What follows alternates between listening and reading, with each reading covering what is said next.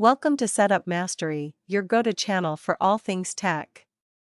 Here, we explore the latest gadgets, unbox cutting-edge devices, and provide step-by-step installation guides to help you optimize your setup. Subscribe now and join our journey to master the art of perfect setups. In this video, we'll guide you through the simple steps to reset your TP-Link AC750 Wi-Fi repeater. Whether you're troubleshooting connectivity problems or setting it up anew, this easy process will get your device back in working order. Let's dive in. To start, ensure you have your TP-Link AC750 Wi-Fi repeater ready, along with a paperclip or pin. These are the two essential items required for the reset process, so having them on hand will streamline the procedure.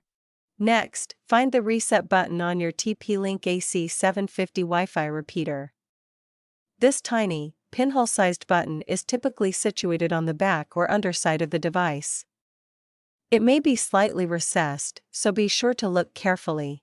Using your paperclip or pin, carefully insert it into the small reset button hole on your TP-Link AC750 repeater.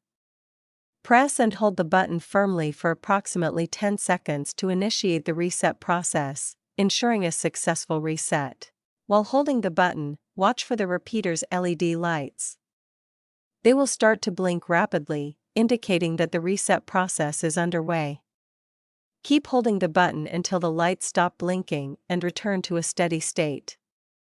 Once the LED lights have settled, your TP-Link AC750 Wi-Fi repeater has been successfully reset.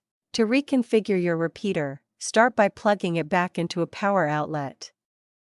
Then, follow the initial setup procedure using either the TP-Link Tether app or the web interface. This will guide you through setting up your Wi-Fi network preferences.